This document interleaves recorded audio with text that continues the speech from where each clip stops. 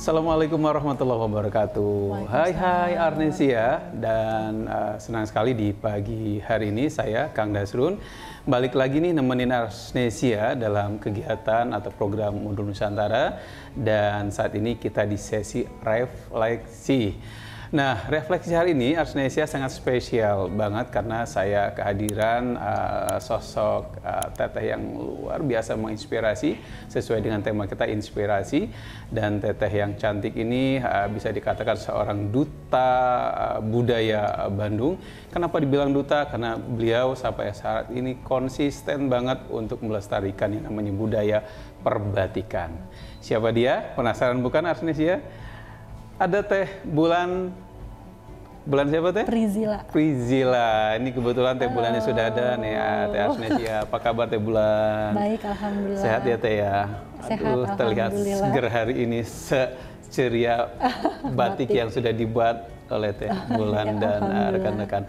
Oke Teh Bulan, sebelum kita nanti mengeksplor dan keliling-keliling ke galeri Teh Bulan, satu pertanyaan saya pengen tahu siapa sih sebetulnya yang menginspirasi Teh Bulan sehingga dari umur berapa ya Teh sudah berkecimpung dan cinta tentang batik ini? Oke, yang menginspirasi saya ibu saya, ibu kandung saya ya. Itu dari umur berapa Teh? Saya ibu saya ini memang sangat cinta batik sekali. Keren. Ngajar batik juga, terus beliau salah satu wanita inspiratif Indonesia di bidang batik. Di tahun berapa tuh Teh? Waktu dapat Siken Awards bersama Ana Avanti. Oh, tahun berapa ya? Ana Avanti kebaya, ibu saya batik. Gitu. Yeah. Nah, ya beliau juga keluar segala macam ya, berusaha melestarikan batik. Nah, saya dulu jadi asistennya dari SMP. Kalau beliau ngajar batik, nah beliau juga kan menjalin kerja sama universitas luar negeri ya, kayak Kagoshima atau apa. Saya ngelihat ibu saya ngajar itu gitu ya, kok luar biasa sekali, luas gitu. Jadi pergaulannya dengan membawa budaya itu pergaulannya luas gitu kan. Nah terus setelah saya lulus S1 ternyata saya jurusan DKV, tapi karena saya sering menggantikan ibu saya ngajar batik sampai ke luar negeri pas lulus justru saya banyak diminta ngajar di fashion. Ya mungkin karena saya sering ke batik itu. Nah makanya akhirnya saya di situ setelah memperdalam saya semakin mencintai batik setelah saya semakin mengetahui bahwa potensi batik itu untuk diri pribadi saya, untuk bangsa itu sangat besar gitu. Betul. Tadi saya tertarik dengan satu kata tadi, pelestarian ya Teh ya, pelestarian budaya batik khas Indonesia gitu. Upaya yang dilakukan oleh Teh Bulan dan Arnesia. Teh Bulan ini salah satu doktor yang diberi julukan sebagai Profesor Batik. Bukan Profesor. Doktor Batik Rifaiyah. Nah, Teh, gimana Teteh cara melestarikan ini? Tentu akan beda dong treatmentnya karena kan kita hidup di zaman milenial, digitalisasi. Nah itu gimana treatment untuk melestarikan budaya batik ini Teh dengan zaman sekarang? Ya kan kalau saya lihat tuh generasi sekarang ini menganggap ya pada umumnya batik itu adalah tradisi atau sesuatu yang kuno. Saya mencoba menganalisa mungkin cara memasarkannya, mengemasnya, mempromosikan si tradisi itu kurang menarik untuk sekarang. Nah makanya mungkin kita harus bisa mengcombine antara pendidikan, mewariskan si batik itu ke generasi berikutnya dengan strategi promosi pengenalan batik itu sendiri supaya mereka tertarik atau senang mau melestarikan. Jadi merubah mindset anak-anak sekarang atau generasi berikut bahwa ini bukan sesuatu yang kuno, tapi sesuatu yang menarik, memiliki suatu potensi. Ini tuh suatu yang kuat gitu kan. Jadi kan selama ini mungkin yang lebih banyak dipromosikan kan budaya luar ke kita gitu ya. Nah ini yang mungkin harus kita promosikan dengan benar sesuai target tuh harus gimana strateginya gitu. Betul, Teh Bulan, saya setuju banget. Tentu Arsnesia penasaran bukan bagaimana Teh Bulan mengkombinasikan cara Teh Bulan melestarikan budaya batik ini. Tentu kita akan lihat nanti ya Teh Bulan ya, gimana Teh Bulan membuat mapping digitalisasi batik ini, dan sampai nanti kita akan intip dan ulik-ulik dapur produksi batiknya Teh Bulan ya, tentu di Bulan Galeri. Jangan kemana-mana, tentu Anda penasaran. Dan tentu masih sama Teh Bulan ya di program Modo Nusantara di sesi refleksi ya. Yuk ikutin saya.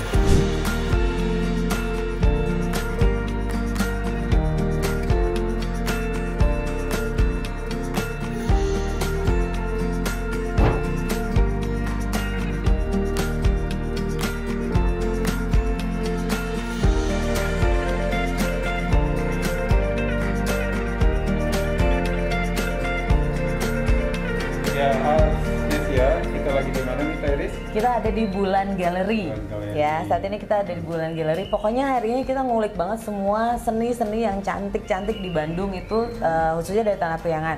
Kita mulai dari yang seni yang recycle, upcycle, sampai melestarikan warisan leluhur teman-teman.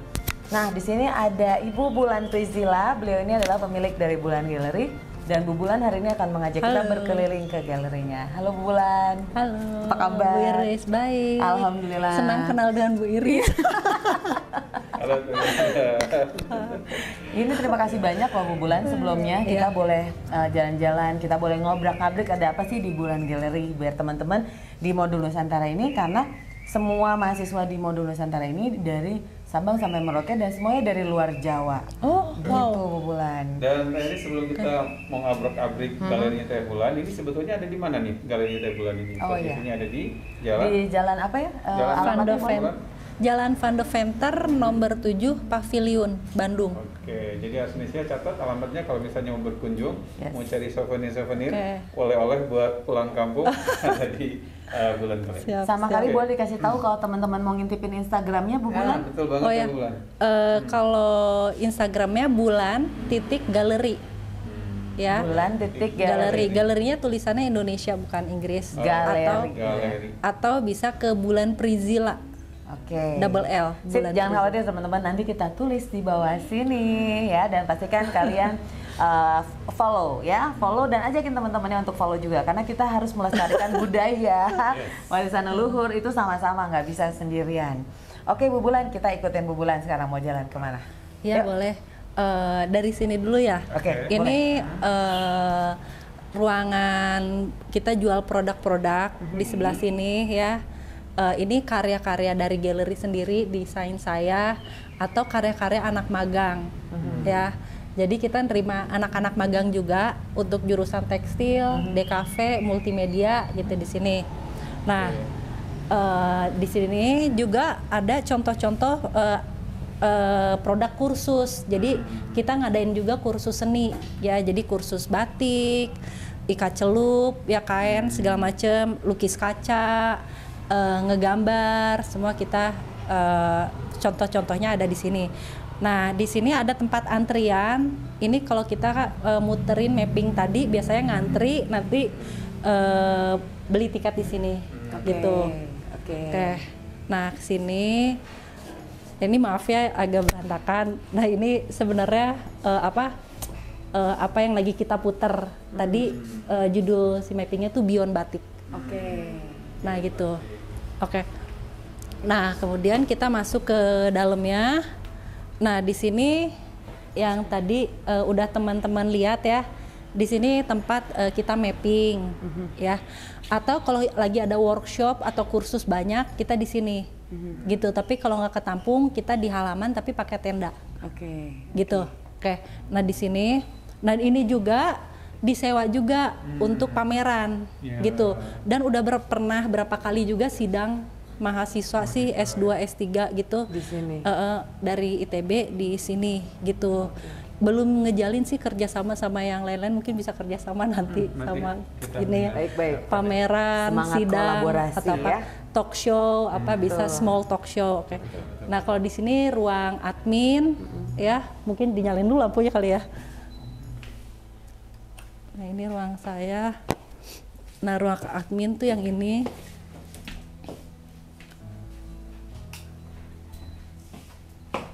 Nah, ini ruang kayak yang kerja admin. Nah, ini ruang kerja saya. Gitu. Ya apa ya? Aprak-aprakan lah gitu. Tapi ruang kerjanya Bu Bulan ini unik banget loh. Coba dilihat deh detailingnya teman-teman. Ini mejanya itu kok bermotif ya. Nah, ini ada teknik tersendiri deh Bu Bulan, boleh sharing nggak? Boleh. Nah, ini meja kakek saya, meja mesin tik kakek saya. Sebenarnya yang ada di sini tuh emang yang jadul-jadul diambil. Tapi ibu saya yang senang ngedekopage. Jadi ibu tuh semua barang di dekopage meja. Ini meja SD saya malah sama ibu saya dihituin. Ini juga meja komputer, cuman semua didekopage sampai ini ya rak-rak semua sampai tempat sampah ibu saya tuh ngedekopage. Jadinya lebih cantik ya dengan teknik decoupage ini ngambilnya ya. Yang antik-antik, terus yang klasik, tapi mungkin ada yang beberapa dimodif-modif sama karya seni gitu. Lihat dong, masih ada mesin tik lengkap dengan tasnya. Ini saya yakin kayaknya anak-anak kita nih kalau pada ngetik pakai mesin tik, jari-jarinya masuk melesak semua gitu ya. Luar biasa. Ngomong-ngomong Teh Iris, kalau ngelihat dari cerita Teh Bulan ini memang jiwa seninya dari kuat banget ya. Kuat banget ya dari orang tua ya. Oh gitu banget. Ibu sih ya. Iya benar-benar. Iya. Oke. Okay. By the way, Nah, ini Bulan tuh kayak kan ya Teh Bulan. Teh Bulan, ya. Teh Iris, Teh Bulan. Sebetulnya apa sih yang menginspirasi Teh Bulan untuk bergerak di bidang seni, fokusnya ke batik dan satu tadi Teh Iris yang menarik banget. Dia fokusnya itu ke batik Islam. Maksudnya gimana tuh? Ya, bertahap terus pengen gitu. juga ngembangin batik Islam. Batik Islam Iya. gimana? Pertama kenapa ke batik? Dulu sih kan karena ibu saya terjun ke batik kan, saya dari SMP suka jadi asistennya, ngajar batik ibu, terus ibu jadi duta batik, emang seniman batik gitu. Nah lumayan ya SMP dapat 30.000 gitu jadi asistennya. Ternyata kan saya lulusan DKV, tapi waktu saya kuliah juga saya sering ngegantiin ibu saya ngajar keluar, sampai keluar negeri juga, sampai ke perbatasan Palestina juga pernah gitu kan ya. Aku sampai merinding dengerin. Untung selamat aku. Gitu. Terus, Nah ternyata pas udah lulus justru banyak jurusan fashion yang minta saya karena tahu saya banyak terjun ke situ. Tadinya sih pikirannya bukan untuk ini ya, belum ngerti membantu ibu. Ternyata kok saya jadi diminta-minta buat ngebatik gitu. Terus saya diminta untuk sama pemerintah ke daerah-daerah gitu ya. Ternyata saya ngelihat setelah tahu batik makin jauh, ya saya makin suka dan ternyata ini tuh emang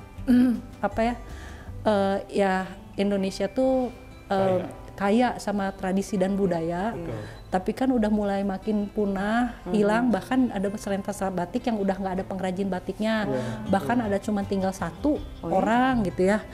Nah di situ saya berpikir aduh sayang banget, sedangkan kayak Indonesia itu kan keunikannya itu negara kepulauan, jadi dia tuh kaya sama sumber daya alam dan seni tradisinya gitu. Nah kalau makin hilang, jadi justru generator perekonomian Indonesia juga kan di situ semakin hilang tuh identitasnya, keunikannya. Ini kita akan semakin lemah kita gitu, semakin gak kuat. Justru kekuatan kita tuh di situ gitu. Makanya saya bikinlah galeri-galerian ini untuk generasi ngenalin gitu kan, karena akan punya kekuatan. Jadi ibaratnya kayak kita lomba pola bakal kalah sama Milan mungkin ya. Kita lomba teknologi bisa kalah sama Jepang. Nah ketika batik gitu ya, atau tari atau wayang atau apa ya, mungkin kan karena tradisi kita kuat gitu di situ. Siapa sih yang mau nandingin? Kita kayaknya lebih menangnya di konten ya, karena kaya. Iya. Sumber daya tadi. Iya. Itu yang harus diangkat. Tradisi kan kita banyak banget ya. Iya. Kita Indonesia tuh menang di konten. Mungkin di teknologi kita kalah, tapi di konten menarik banget. Belum, bukan kalah, belum. Saat ini Iya. masih dikembangkan. Benar. Salah satunya nanti lulusan dari Siap. University ya. Iya dong, kan digital talent. Digital trainer. Oke. Bukan model talent ya? Itu model talent ada juga nanti. Terus tadi kan bisa lanjut Teh Bulan yang tadi aku tertarik yang tadi itu batik Islam itu maksudnya gimana tuh? Nah, tadi waktu juga saya melihat ada figura tulisan. Oh gitu, iya. Gitu. Emang sih kalau dari keluarga ibu kan rada religius ya gitu. Tapi yang fanatik gimana juga ya enggak, tapi wajib lah gitu ya, sholat apa kayak gitu-gitu. Nah terus saya tuh pengen memperdalam Islam gitu ya. Iseng googling gitu ya, batik rifaiyah tuh apa?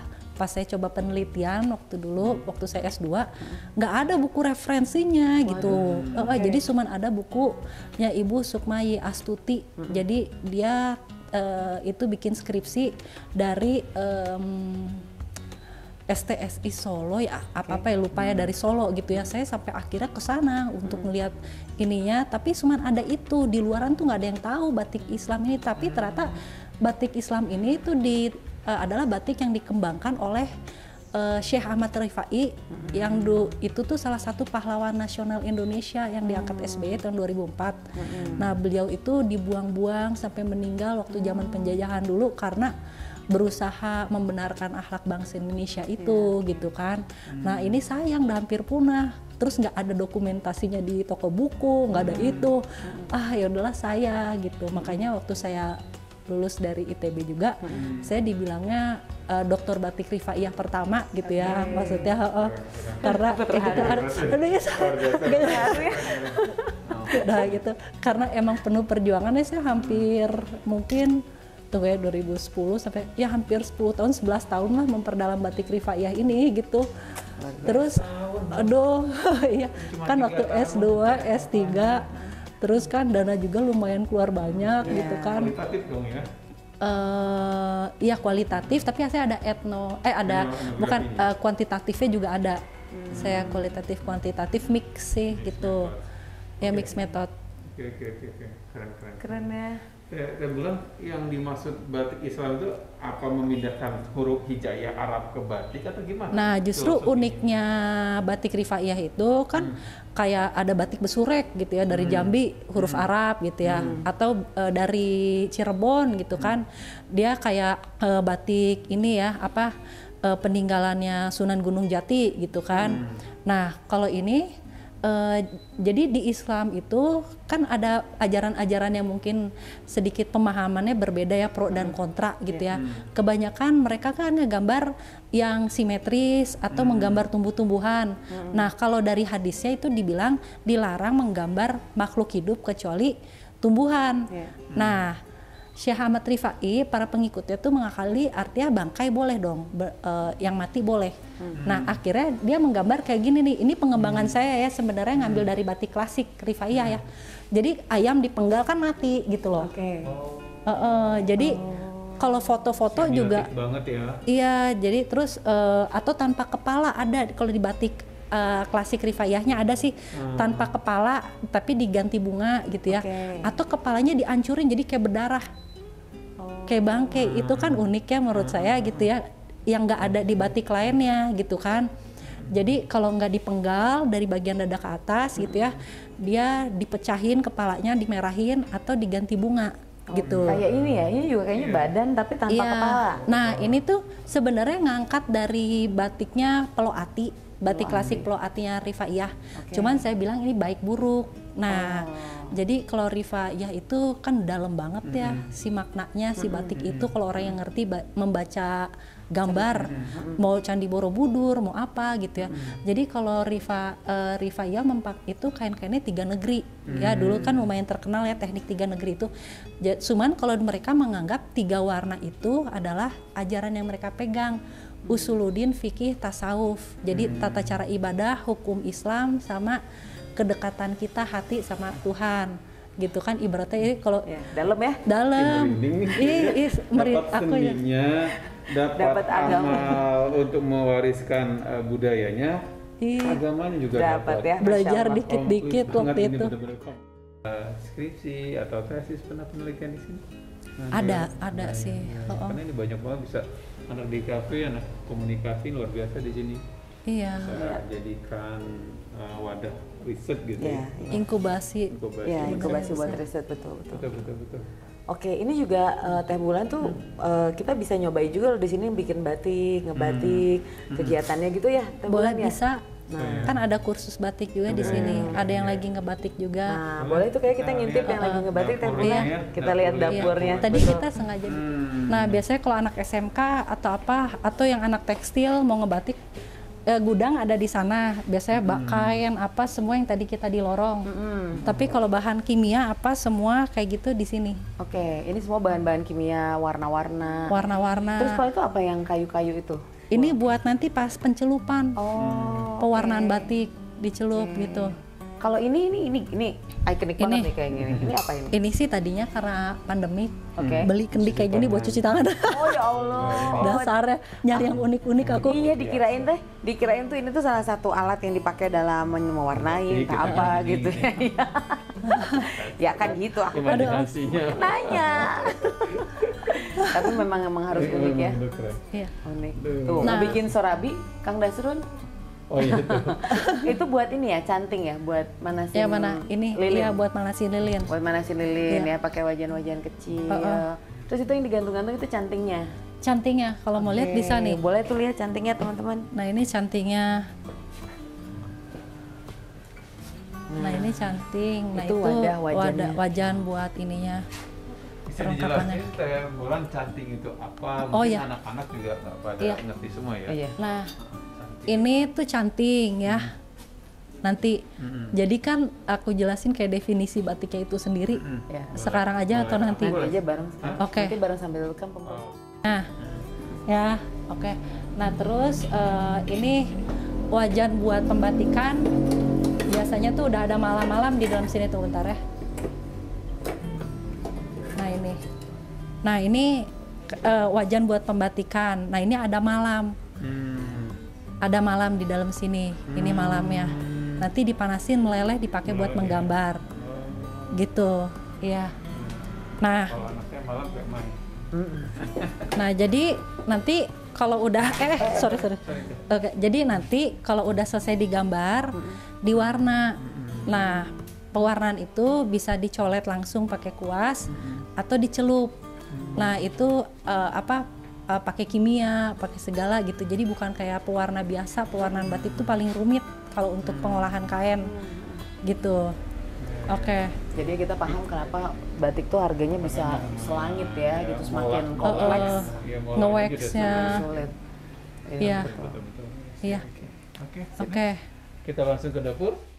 Soalnya dia harus tembus depan belakang juga. Harus tembus depan belakang. Kalau nggak tembus nanti warna masuk lewat belakang atau lewat mana. Jadi pas dilepas si malamnya malah nggak ada gambar. Oh iya. Jadi harus benar ketutup. Oke. Jadi kan kalau ngegambar tuh outline biasanya hitam ya. Ya. Nah nanti ini outline-nya putih kalau batik. Oh. Kayak gitu kan outline-nya putih. Jadi warnanya tetap kelihatan, nggak kalah sama outline-nya ya. Iya, yang putih itu yang ketutup malam. Untuk satu helai kain batik, Teh Bulan itu membutuhkan berapa? Yang 2,5 meter ya? Yes. Berapa waktu? Oh, tergantung sih kalau rumit dia rapet gitu ya, mungkin bisa bulanan, 6 bulan gitu kan ya. Tapi kalau yang jarang-jarang ya mungkin sebulan, 2 bulan gitu juga Secara beres. handmade ya. Kan titik-titiknya. Emang worth it banget ya. Benar worth it Iya. banget. Makanya kalau pengrajin di daerah tuh emang kan mereka harus memperhitungkan bikin kainnya itu sama biaya mereka hidup selama sebulan tuh gimana gitu. Iya betul. Mereka kan nggak kemana-mana gitu ya. Ngulik si batik gitu ya. Iya. Riz mau nyoba Riz? Mau nyobain? Sok Bu Iris, silakan. Mau dong, mau nyoba, penasaran kayaknya enakeun gitu. Tapi itu bukan tato ya? Iya bukan tato sih ya. Nggak sakit dong kalau bukan tato kan? Karena aku takut. Gimana Teh? Aku duduk di situ. Yo, let's go. Oh, let's go. Itu aku juga pengen nyoba.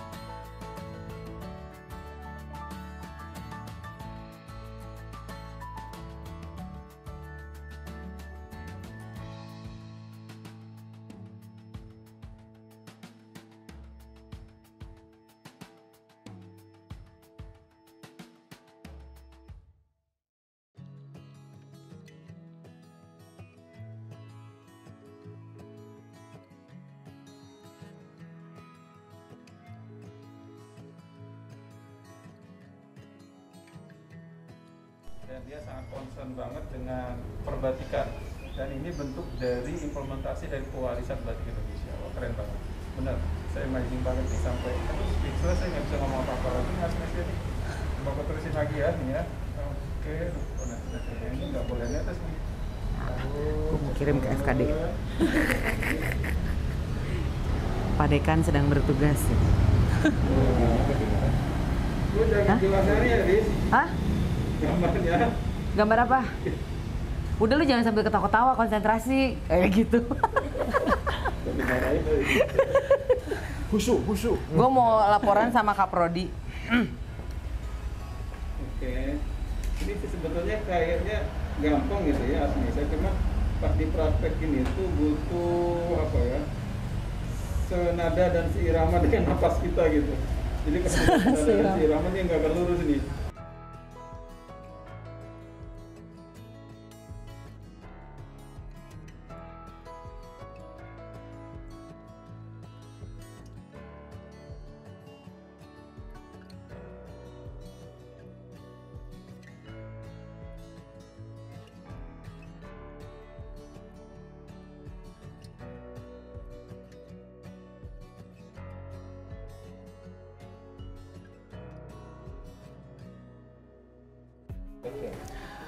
Oke, Arsnesia masih di program Modul Nusantara Arts University dan kita masih di sesi refleksi bareng Teh Bulan. Dan kita ada di galerinya Teh Bulan ya, Teh Bulan Galeri. Teh Bulan, terima kasih banyak nih, tanpa terasa obrolan kita sudah ngawur ngidul, kita udah ngintipin, udah nge-explore semua yang ada di Bulan Galeri ini. Mungkin ada yang disampaikan Teh Bulan atau closing statement sebelum kita berpisah dengan Arsnesia yang ada di luar Pulau Jawa? Silakan Teh Bulan. Oke. Untuk generasi berikutnya, kenali tradisi kalian ya, karena itu identitas dari daerah kalian masing-masing. Kalau itu punah, kalian nggak akan punya tradisi atau yang bisa kalian banggakan ke orang luar kalian. Kalau kalian bangga dengan asal kalian, lah kalian pelajari tradisi teman-teman semua. Dan kalian coba lestarikan dan wariskan ke generasi berikutnya hingga jangan sampai punah. Oke, luar biasa ya. Itu kata bijak dari Teh Bulan, Arsnesia, dan kita sudah di penghujung acara. Saya juga akan memberikan closing statement. Tentu seperti yang tadi disampaikan oleh Teh Bulan bahwa cintailah budaya Indonesia, dan salah satu budaya Indonesia itu adalah batik. Dan batik juga merupakan bagian dari kearifan lokal. Kenapa kearifan lokal? Karena setiap daerah itu memiliki gaya atau kekhasan dari batik di daerahnya masing-masing. Ya, mudah-mudahan kita semua bisa melestarikan Teh Bulan ya, budaya nasional atau budaya Indonesia, salah satunya adalah produk batik. Terima kasih ya, mudah-mudahan bermanfaat sesi refleksi kita kali ini di program Modul Nusantara. You are? Yes, we are. Nah, sekali lagi Teh, lebih semangat Teh. You are? Yes, we are. Oke, terima kasih. Assalamualaikum warahmatullahi wabarakatuh. Bye. Waalaikumsalam warahmatullahi wabarakatuh.